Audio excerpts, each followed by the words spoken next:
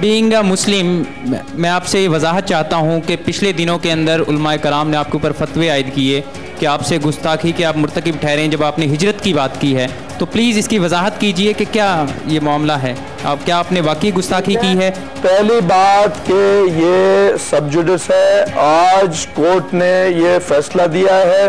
पहले वो साहब एक कोर्ट में गए, उन्होंने कहा हमारी ज्यूरिस्डिक्शन नहीं है, जो थाना आप कह रहे हो इस थाने में ये जुर्म हुआ नहीं, तो जुर्म जिस थाने में हुआ है उसकी कोर्ट में आप जाएं।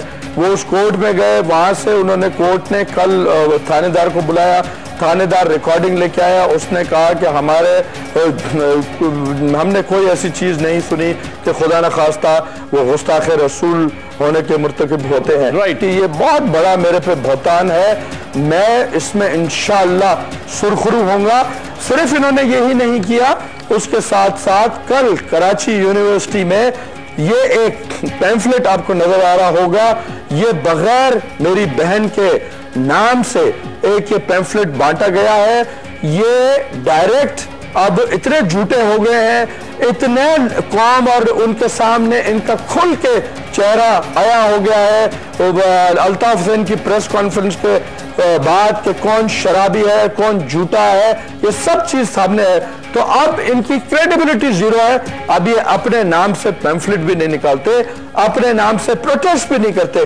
चंद दिन पहले प्रोटेस्ट करवाई, मेरा पुतला जलाया, उसमें अगर आप लोग क्लिप देखें तो उसमें एक शख्स अल्ताफ नारे मार रहा है, और वो इसलिए कि वो किराए पे लाए हुए लोग थे।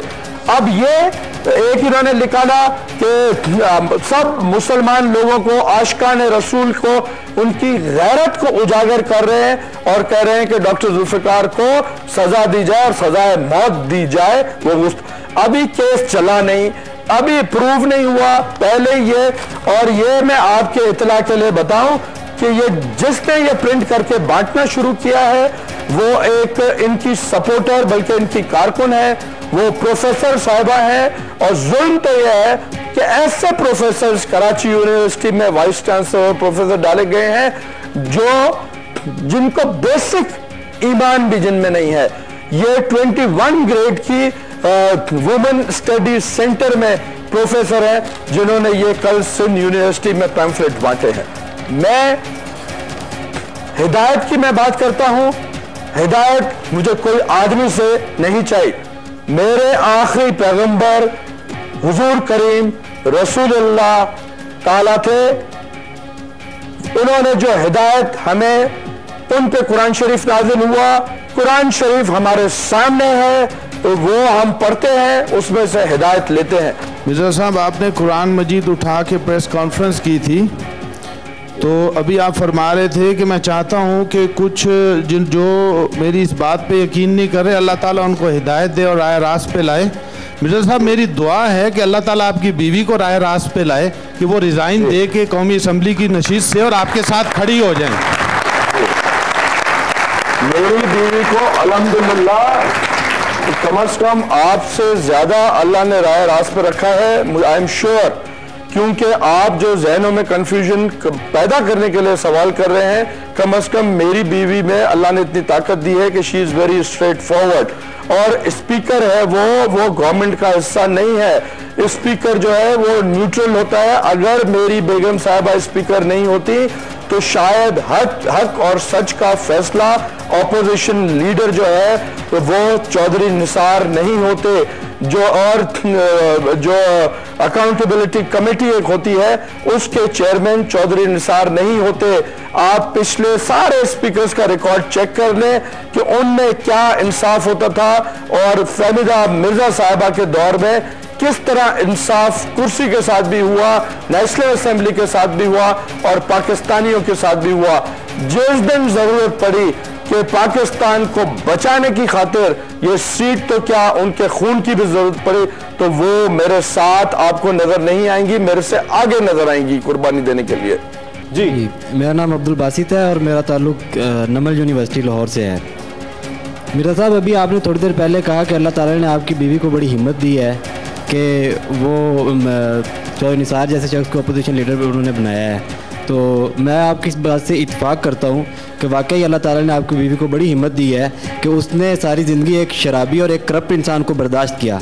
और दूसरी आपने ये बात की कि मौत आपकी महबूबा है। तो मिर्ज़ा साहब मुझे ये बताइए कि अगर मौत से आपको इश्क है और मौत आपकी महबूबा है तो आप अपने साथ इतने बड़े बड़े स्क्वाड लेकर क्यों फिरते हैं? कौम को क्या आपने भेड़ बकरियां समझ रखा है कि आप कौम को जैसे बोलते जाएंगे कौम वैसे सुनते जाएगी? जी मैं आपको आप जैसे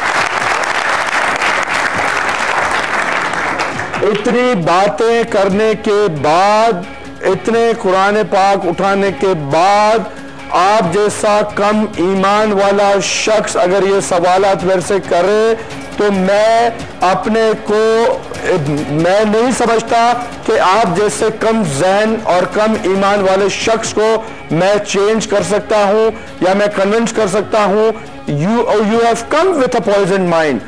मैं भी आपके लिए दुआ करूंगा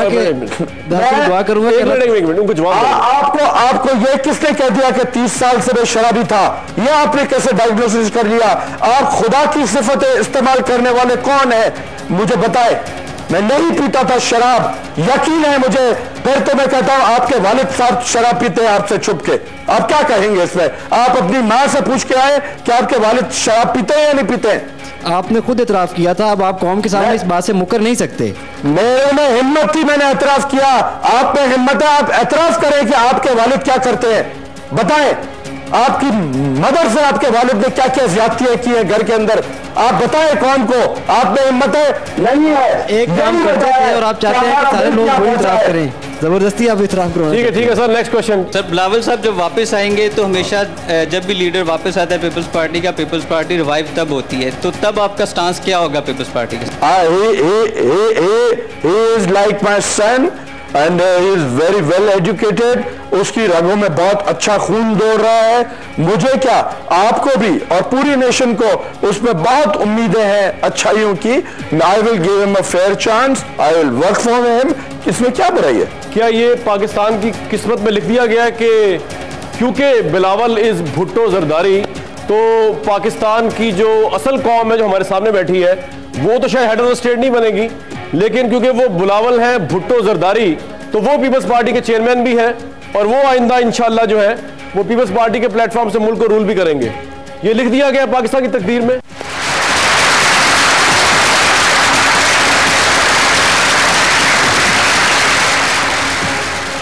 इस सवाल का जवाब और इस जैसे दूसरे तल्ख सवालात के जुल्फकार मिर्जा ने क्या जवाब दिए, देखिए कल रात 8:05 पर।